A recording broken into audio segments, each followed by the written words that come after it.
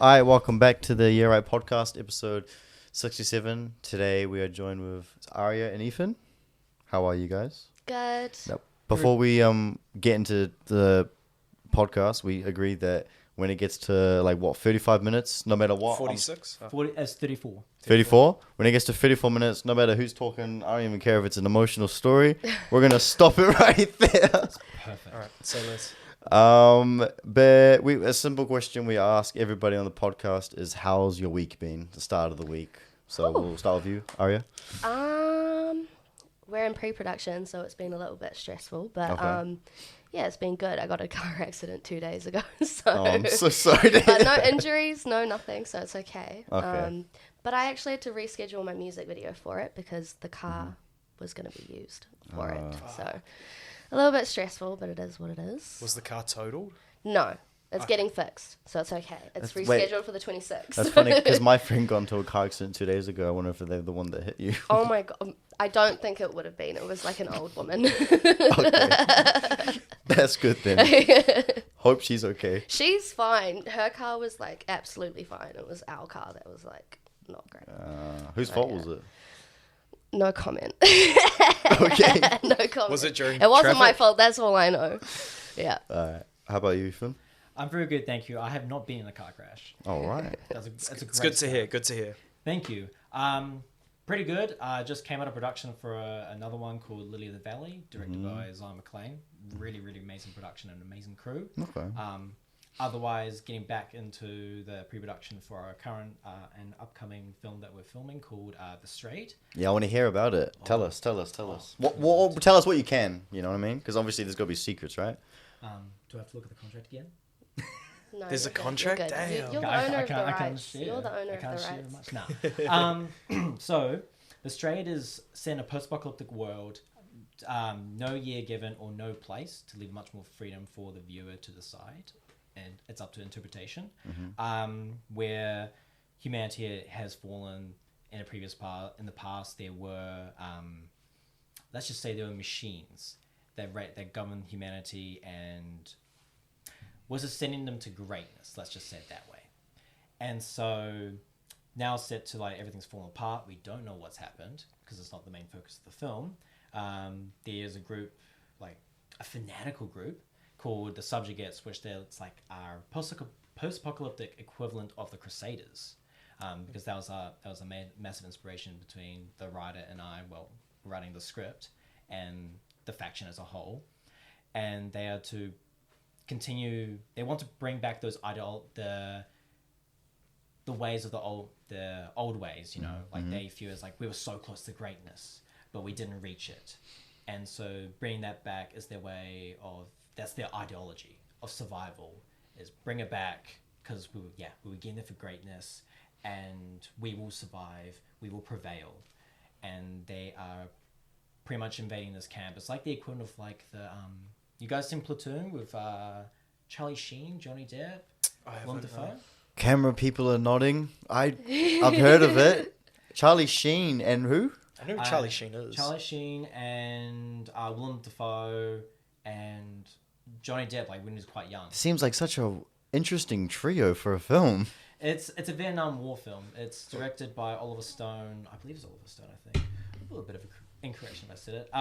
Where it was based on his experiences. So the film was what he saw and what he felt. Mm-hmm. And there was a particular scene in it where they went to the Vietnamese camp, and it's just how the American soldiers saw themselves above them. And so we took that inspiration of in a post-apocalyptic world, surviving, and the subjugates believe themselves to be the top. And because they see themselves at the top, they are the solution to overcome the harshness and the cruelness of this world. And let's just say it doesn't go quite well for the villagers. But the story is centered on a new recruit called Novik. He is called that because we don't know his name.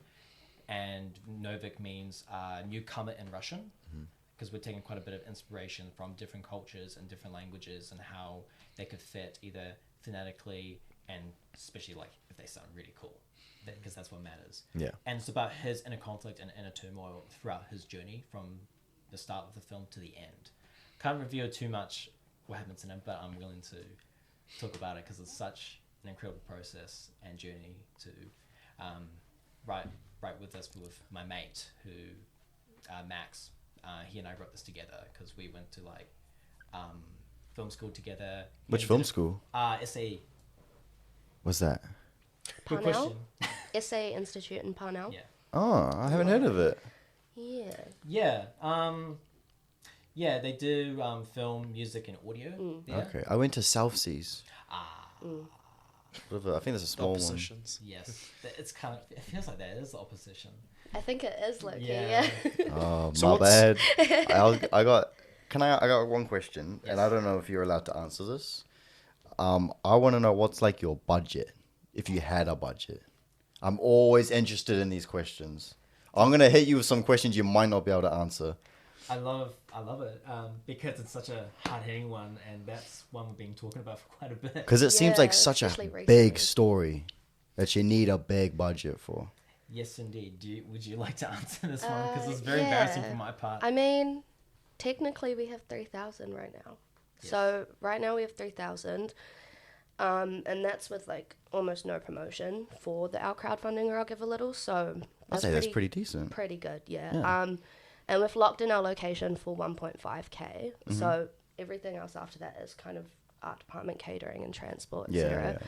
yeah. Everybody that's working on it is like willing to work on it unpaid, etc. And just kind of have a royalties arrangement. And Wish my crew or my crew could do it for free. well, I think that'll probably end after this film because it's our graduate film. So it's a lot of the people that are in it have kind of worked with us prior in other films as well. I know Tony's playing Novik. He's been on this podcast before. So you're in it too. No, Ethan's Wait, not. Tony's who? Tony. Yeah. Yeah, Tony- Oh shit. Yeah. He texted me actually an hour ago saying, "Yo, I heard you got Aria and Ethan on the podcast tonight." yeah. You guys read a table read today? Yeah, We we did. literally That's what he. just came That's from- what it was for. Yes. Yeah. So how did that go? It went really well. Sadly, we couldn't have everyone with us, but we had some good fill-ins for those roles. But seeing them in action, other than like the auditions, because when we had them for auditioning, it was like an earlier version of the Yeah. script, which I don't like to talk about with that. completely different How- Very version. different. How is Ethan? Like in terms of like his character? Tony's. Oh, Tony. Tony, you're Ethan. Yeah, Tony. I guess I'm Tony now. I have to change it for the thumbnail. Sorry, Tony, I'm telling your name now. Tony. When he did the audition, we made him quite a quiet character at first, but now he has a bit more of a speaking role, which is much more of a leading role for him. Yeah. When he did it, he showed the weaknesses in Novik really well. Like Novik is a young person, and he too himself has been through the same harshness as everyone else has in this world as well. Scavenging, starving, maybe not the toxic waste because there's not fallout. Yeah. And just again capturing that weakness, that vulnerability, and that's what captivated me when I saw him in his audition. Is that he looks not necessarily like fresh, but he just looks so fragile. Yeah. And especially the world that we're throwing Tony in, and the role he's going to play, and the story that his character is going to go through, he's the perfect person to do it. He really captivated me when he did this audition. I'm really glad you're saying this because he's going to be playing a villain in a movie that I'm releasing next year in November at Rialto Cinemas. Oh, So I'm glad to hear all this good stuff about him. nah, he's I phenomenal. mean, he was very receptive of the story itself as well, and he was really like willing to have his own opinion on things. And Ethan works really well under that kind of dynamic. So yeah, I like to get sort of like I won't say the ground level, like I'm not better than the actors or anything, but I love to go on their level kind of thing and talk with them as if like I'm not an actor, but like if I was an actor, thinking like, okay, what can we do to make this feel more like yourself? That means if, for example, there was a line in it today that I wasn't too sure of, but I love for Tony to throw a little bit of something that's a bit personal of himself, a little. Yeah. Not too revealing or anything, but that means when he delivers that line, it hits him personally, and it hits those key emotions in that scene, in that moment. And I love working. with actors because I originally wanted to be an actor before I wanted to be behind camera. Yeah. And so I guess it's just like me originally wanted to be an actor, and what I've learned from acting and all that, allows me to connect to actors on that level and able to have that not have a language barrier between us. Exactly. 100%. What's been like the timeline from having the idea That's crazy. That's a loaded question. to like where you're at right now? Like the moment where you're like, this is a good idea. Let's Should do we this. start this with your whole lore? Oh no! Your what? The whole franchise. Oh no! I don't. The whole law. You got a law. He's got a whole I have document I have a that's whole like the Bible lore. of the whole world. Is this just based on this one story? No. So I won't say the concept of the story itself, but the concept of the world was actually made like about 3 years ago, and made like a short film called Remnants. And it was like a very early version of it. It still had earlier concepts of it. It was like our first year of film school. Yeah, it was like the last project of that year as well. And I just made it for fun because I was put into like a group of like my lecturer at the time, because we were mixed with like audio, music, and film. And the lecturers intentionally put like, oh, let's put all the metalheads together because I love heavy metal. And our main goal was like, let's make a movie with a heavy metal soundtrack. And make it really fun, like equivalent of like Doom, you know, like Yeah. like Mike Gordon and all that. And it worked well? Yes. Little bit of a stutter. Little bit of a stutter. Little bit of hesitation. It was actually the first time I properly directed in a long time, because when I was a bit younger, when I wanted to go into acting, I did my own films with like, you know, my mates and all that, you know, you do as aspiring filmmaker. And so I would direct my own films, because it was only like 3 of us that made our films, and they're really terrible, by the way. And it was like an incident where it stopped me directing for like a decade. Not that I'm 30 or anything. And so when I did Remnants, it was like the first time properly being back in that directing seat, and working within the time restraints that we had for our course, and managed to make what we accomplished. And it's I still watch it every now and then. It's like wow, this is how far I've come kind of thing. This is where I started. Yeah, I mean, there was even The Zone, right? Yeah, but which that was kind of a precursor to it. Yeah, we made it like a film that was inspired by, like, I don't know if you guys know the film Andrei Tarkovsky's Stalker. No. I've heard of it before. It's on my watch list. I haven't seen it yet. I haven't heard of it. It's like it's a 2 hour. I don't know. I've seen it like 300 times though, because of you. Beautiful film. One of the like most beautiful films I've seen, like for a Soviet film. It's not that it's a bad thing, but it's just a brilliant film. I feel like me trying to describe it is like not going to give it justice. Yeah. So like going in with like not knowing what's going to happen, and just you can even like Can't even put the words in. You just know it's. just take a substance, just relax to it. It's like That's cool. What's it called? Stalker. The Stalker. Who directed it? Andrei Tarkovsky. He's behind Solaris. Okay, that's really embarrassing. I just forgot the others. I haven't heard of those names before. He's He's a bit of an older. He's very old. Like Is this a recent movie or? No, this is like very 79. old. And it's like in Russian. Yeah, it's all Russian. Yeah. He was like. And you said you've heard of it, and you put it on your watch. It's on my watch list. Are you sure? Yeah, I've. You just don't seem like the guy that's gonna watch it. No, I've watched old films. There's The Pianist. That's a good one. That's like set in World War II. A That's movie good in one. the 70s in Russian. You've heard of it? My mate's Russian, bro. He tells me to watch weird films all the time. It is a weird film. Yeah, I guess you could say that Andrei Tarkovsky is like the competitor against Stanley Kubrick, because if you look side by side, like of the films, I want to say they're similar. Like, you know, you had 2001: Space Odyssey, and Andrei Tarkovsky hated the film because they had no story. Okay. And he's like, I'm gonna make my own, and he made his own, which is a phenomenal story about loss and grief. Shit. Where Space Odyssey is about monkey men and an AI going You're about nuts to and a offend giant baby. so many people. Monkey man. Great film. I like the sound of that, actually. Yeah. So your film that's coming out, what's your kind of aimed runtime? What are you kind of aiming for? 80 minutes, 90 minutes? Oh. It's a short film. Okay. Yeah, it's a Yes. short film. We're not allowed to do No. more than a short If film. it's 40 minutes, it's considered feature, right? I think so. I think it's Yeah. 40 minutes. So it's going to be under 40. Yeah, it's like looking a bit like 15 minutes. I think it's Okay. going to be somewhere between 15 to 20 minutes, yeah. Yeah. Okay. There's some very intricate cuts, like very precise, and where like some points on dialogue or action where I want specifically captured, which is like my little inner Yeah. Andrei Tarkovsky and Sergio Leone, who is the director behind The Good, Bad, and the Ugly, Fistful of Dollars, Once Upon a Time in the West, Few Dollars More, Once Upon a Time in America. I can name all his films, but I'm not going to do that. You've got Alright. really extensive film knowledge. You know a lot about films. Don't get me into Akira Kurosawa.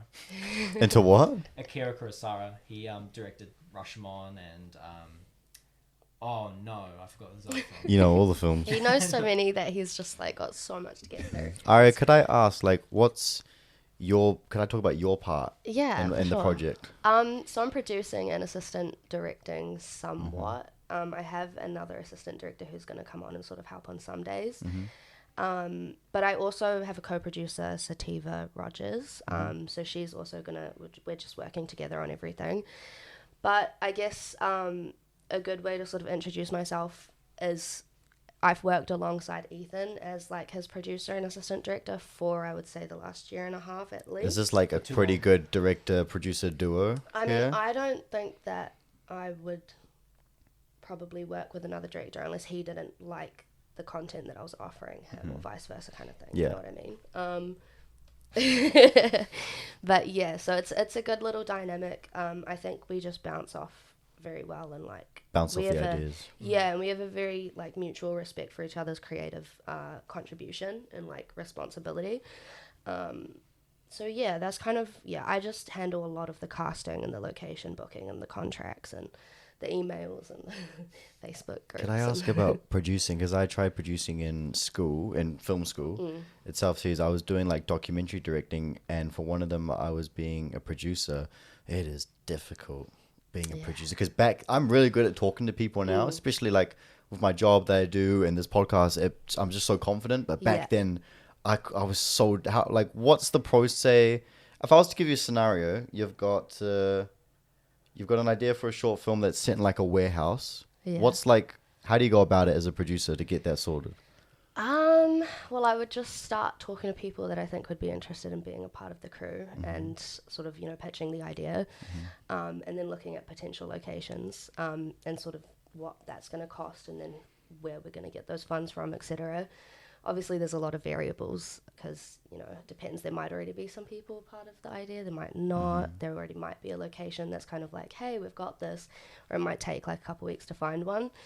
But I just kind of flesh out, I guess, just every single little aspect that needs to be done. And I just prioritize everything that needs to be done sort of, before other things. And sort of, I guess, eye out what I can probably get sorted a little bit faster than other things. And then I'll spend a little bit more time trying to sort out the harder things than the easier things and that kind of thing. Okay.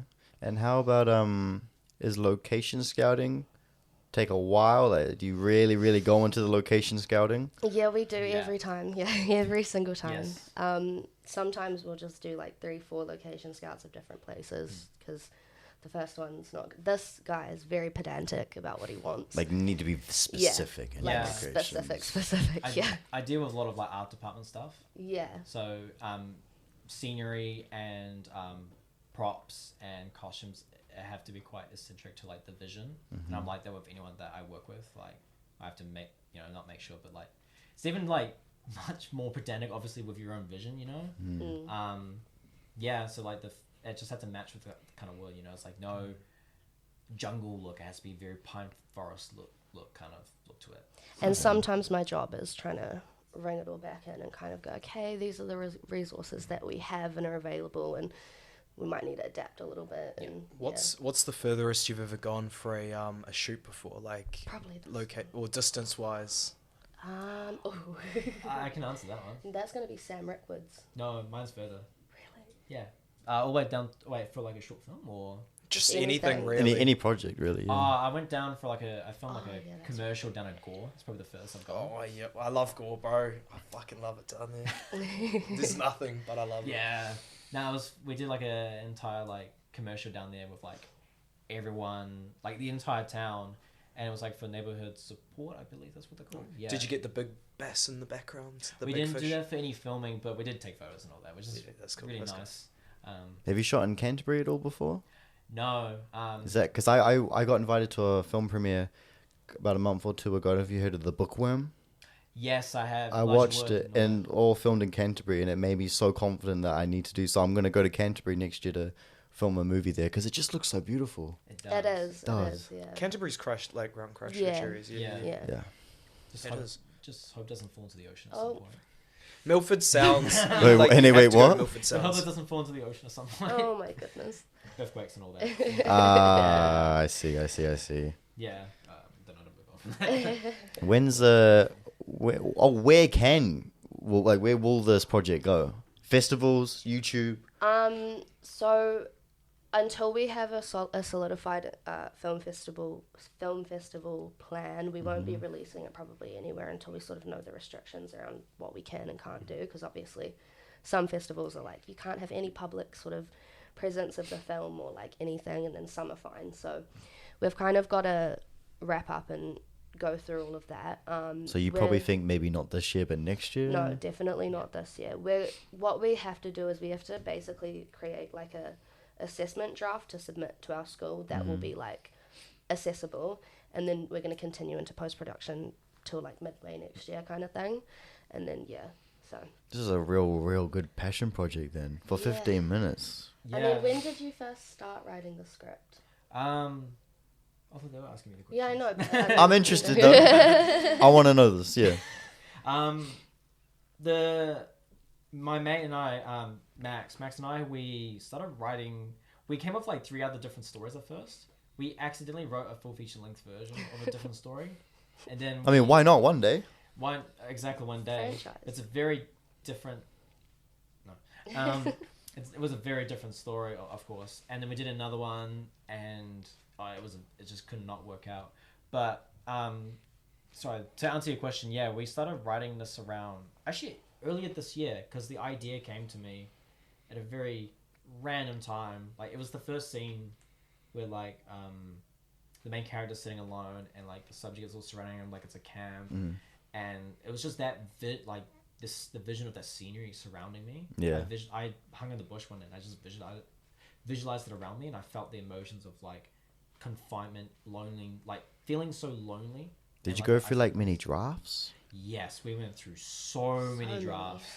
I cannot count how many drafts have been, but been through quite a lot. Probably And about 10 at least. I would say more than that. Yeah, at least. I would say more than that. Yeah. I think the most I've gone through in a project is 8 drafts.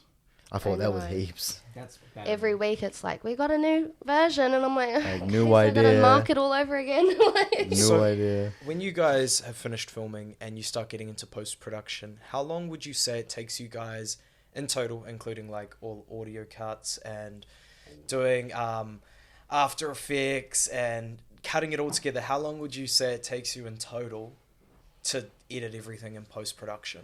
Ooh, I mean, we're not given a lot of time. So with our assignment. most of our projects that we have done like internally within our school, we only really get like 2 weeks, 3 weeks to Shit. So it's not like an independent, is it? Because you've got you got like a time limit, right? Or like a Yeah, so our courses run for about 6 weeks. 12 weeks typically. No, our course we're doing now is 12 weeks, but our previous ones. Right. Yeah. So our courses generally are about 6 weeks, and then you spend about 3 weeks in pre-production, a week filming, and then 2 to 3 weeks in post kind of thing. But it always depends. So yeah. That's long. Yeah. Yeah. Like it does somewhat impact like writing. I found like I like to be quite adaptable in the writing process as well. Even like simple as like looking locations, or even like because we went through different versions of like the script. We're like thinking, okay, I don't want to do anything After Effects related, so let's remove any gunshot related instances, or we can shot in a way where I wouldn't say it's like implied, but like you could see it. Like for example, you might have a frame and the gun may be down here, and you just get the sound and the character like body Drops. shutting. Yeah. Yeah, I get So you. like it's like getting away with those and still, but it's like focusing on the emotions of the characters more like the surprise is like, oh, like that. You know, that's much more important than necessarily seeing the action happening. It's the emotion that's pushing the character into like, oh my gosh. Gotcha. Yeah. So do you struggle with kind of, I don't know, whenever I've like written things before, which isn't much, it's like 2 times, but I struggle to like kind of fit it in a time constraint. You guys said it's going to be about 15 minutes. Do you guys struggle with trying to collapse it or the story into a 15-minute kind of cut? Do you want me to answer that? Yeah, you can if you want to first. Yeah. With the writing process, like, yeah, we do keep that in mind, and we do follow the, like, I guess you could say the street rule of writing of like a page is like an equivalent of a minute of a film. So we like run off of that. So it's like that in mind. I mean, what I tend to do personally, and I have done it with this film as well, like the story, is I just write however long I want, because it's much more easier to remove things than necessarily add. So I don't think about the restraints too much until I feel right. I'm happy. I've got the story from start to finish. Now let's start removing things that not necessarily, or there may be as filler or whatever. So I just find it that way around, because then you're not worrying about that. Because if you think about that stuff, it starts limiting. Yeah. I personally found. So I try to try and annihilate anything that can cause me limitation. Yeah, to get rid of the limitation, and then when it actually comes to post-production, you can kind of say, oh, we don't need this and this, right? Well, that's when you can, I guess, like, for me, that's why it's like so many drafts, because then it's just like getting rid of so many like different things to shorten it down. And and I guess it also helps with like visualizing shots as well in your head as well. You can visualize how like the duration of each shot is, or how it might cut, and it impacts how the story might tell. Because we did like a version of like where it's much more story influence. It's like written more like a novel, until I worked with my DOP on doing the shot list, and that actually, how it's cut and how we visualized it, it actually changed the story quite a bit, and it actually shortened it down. Similar thing we did with like nearly this newer version. Same thing. We shortened some things down or got rid of some things, and it just made the story flow nicer. Like in terms like for a film, not for like a novel, for instance. Interesting. Yeah. When you guys are shooting as well, do you find that like different camera angles can sometimes portray different emotions? Oh yeah. 100%. Yeah. How would you say that you've used? How would I put this? Would you say that you've kind of used that technique in this new upcoming short film? Oh, Julian would answer this question yes, so he well. would. DOP would answer this quite well. I can say that probably actually a good thing to mention is that like Sergio Leone's like how he directs his shots is that from what I get and feel is that because let me word this really well. Oh my gosh. Okay, actually, here's a better example. So, when you have like, for example, you might have a conversation between two characters, right? And you want to show that the character is, let's just say one of the characters is starting to get a bit angry in the scene, right? And so, the best way to portray that, even through the camera itself, is that you could even have a low angle. So you set the camera a bit lower, and you make them look taller, imposing, because they look imposing. They look like they're empowering, and because you know when you're scared of something, things look bigger, I guess. Yeah. You're more intimidated, so things look like they might be the same size as you, but they might look a bit stronger or something like that, right? When I shoot like scenes that are really intense, which is something I did on Sunday, if there's like an intense scene, I don't like to use the tripod. I like to have it handheld, a little bit, like not shaky, but you can tell it's not on a tripod. Yeah. Is that kind of something that you could relate to? We do a lot of handheld, but and then we'll do tripods and stuff. Do you prefer handheld or tripod? Because me personally, I just enjoy, like if it's a calm, quiet shot, maybe establishing shot or something, tripod. I really, really enjoy like handheld. Again, I just think it just depends. I would say it heavily depends on the emotion of the scene. Yeah. I mean, context and all that, but it does, because if you're angry, things will shake up. You know, when you see someone like, I don't know, like an angry person walking through a corridor and you're filming from like front of them, yeah, the camera's going to move a bit more rapidly because that's how the person is moving. It's body movement. And yeah, if you're having a bit, everything's slower, maybe, I won't say happy, but maybe sad, yeah, everything will move a bit more slower. It's like expressing the emotions through the camera, and the camera is reflecting those emotions. How it's helping the audience feel in that scene, feel the characters and such. Okay. I like that. So this isn't going to be ready for a while, but I had a question was, what's something you're going to plan next, but you're probably not even thinking of that, right? Oh, you are? I heard the word franchise somewhere. I mean, I've pitched the idea of continuing it on next year, but it's really up to him and whether he wants to do it. But me and Sativa, we're starting a production company ourselves, so we're just going to kind of continue to do our thing. We really want to go into music videos more so, but we do also want to continue doing short films when something kind of comes and we enjoy the script, or if Ethan has a script to do with this kind of world, we'd love to. I mean, why not? Make it a feature. Yeah. Exactly, yeah. And also, again, I love working with him, so. It's a lot of people, I guess, our mates, and it's starting to grow to, like, our lecturer even is like, that if you want to, make it or whatever, stick together as a group after you leave school. Yeah, and it's just a lot of people see potential in it, even like from the original short film, and I made other bunch of films set within that world as well. Yeah, we made a short film called The Fragments as well, which was set in that world. Loosely, very loosely. I'm gonna shake your hand because I love that, because I've made my own little universe. I've got 12 films, and it's just so fun making more movies kind of set in that world. You know what I mean? He sometimes gets a little like,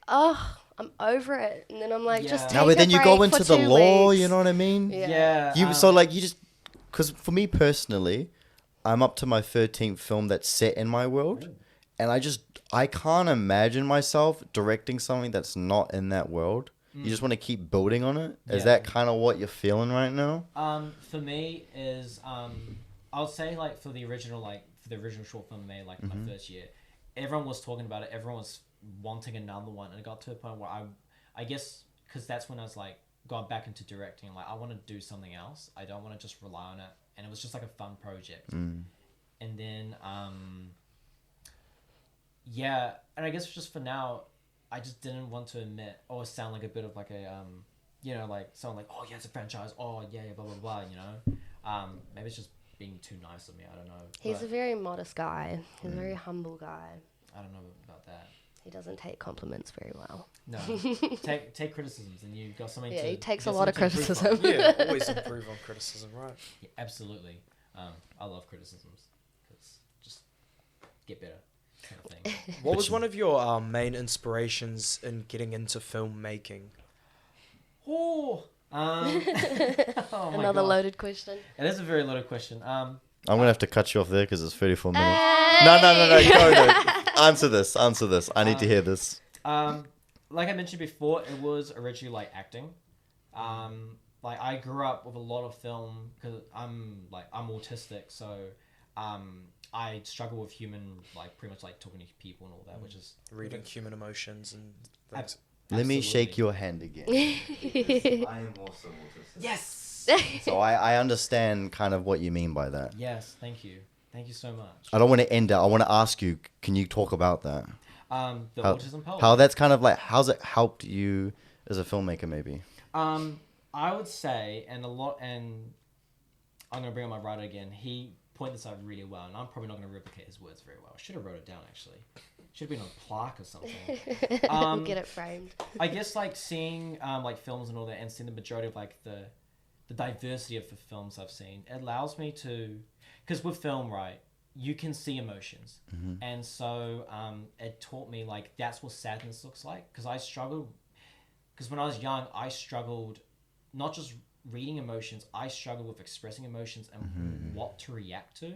Like if I'll just get angry at everything because I don't understand human emotions. Yeah, what does it mean? Why am I feeling this way? Sorry, my nephew is 8, and he's going for a very similar thing at this age.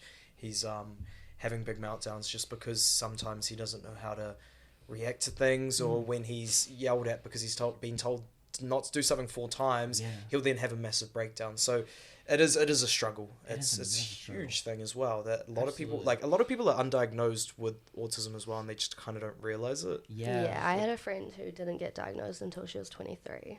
Yeah. Shit. And she had so many issues her whole childhood and teenager kind of period. Makes it all make sense once it's Yeah, kind of like she was the kind of dots put like, together. oh my God, I know now why like these things have been happening or I've been like feeling this type of way. It's pretty crazy. Yeah, it is nuts. Like I can't imagine. I guess where I'll be now or who I am now. Like I'm gonna probably give massive props to my mother. She raised me as a single mother. Like imagine like a single mother trying to teach their kid the most basic thing that anyone can grow up. You know, like grow with, and that's like the basics of human emotions. It's like teaching like, no, you feel sad from this, and let me tell you a story. I hope this is okay. I can tell Let's you hear this it. Go story. Let's hear it. Let's hear it. So I think I was at the age of let's just say unknown age, because I don't know when exactly it happened, and I don't quite remember this, but it was like my mom tried to taught me like emotions and all this stuff for years and years. And so we were like going out for a walk, and there was a part where I stopped, and she realized like, oh, you know, why did you stop? And I looked down, and she saw me looking down. It was like a dead mouse, gross and everything, I guess. And I don't know why, like, so captivated by this, but she was wondering like why, and I just told her like the most simplest thing, like, Mum, I feel sad. Damn. That's like, yeah, expressing that, like, and I don't know why I visualize this, but it's like a movie, like I get that. because she cried I can feel that. and like felt like she achieved what a lot of like parents, because she went to like talks and all that. This was like what, like the early 2000s, so people had very different perspectives of disability or And like diversity and all that. Asperger's syndrome. Especially, I feel, yeah. Yeah, so like they were, most of the parents, like she went to the talks with like all crying and saying, oh, poor me, poor child. She had a very like different attitude. She's like, nah, if you're crying about this, I'm gonna do this my own thing. She was like Miles Morales of like 2000. She was like, nah, I'm gonna do my own thing, and just did that. What a It's G. like- What a way What an to. What a actual way G, to. bro. Yeah, you go, Mom. Thank you. That's awesome. Yeah, we've reached almost 40 minutes. This has been a really good conversation. Yeah. Before we end off, can you just tell us like where we can find you guys? I live down the road. Oh, He does what's the actually. address? Yeah, What's, I live down the road. what's the address then? Or I House can party? give it to you. do you have to blurb this out when I say Nope, it? nope. We just put it in. I live in the box. Yeah. No, but Queen your, Street your, box. your social medias and you know how we can find you. Mine is at no, this is Ethan Barrow, a reference to Patrick from SpongeBob, by the way. On Instagram, and you can just find me on Facebook as Ethan Barrow. Okay. I look the same. Yeah, without a beard. Actually, no, I think I have a beard. I think you do, yeah. You got the glasses, you got the suit. Yes. Yeah. Medical reasons, actually. Awesome. And Aria? You can find me at Aria the Aries, and also you can find our little film group collective at MIW Studios, and my production company at Stormix Studio. Awesome. Well, So, thank you guys so much thank for you. coming on. Thank you for having us. No, thank Awesome. you.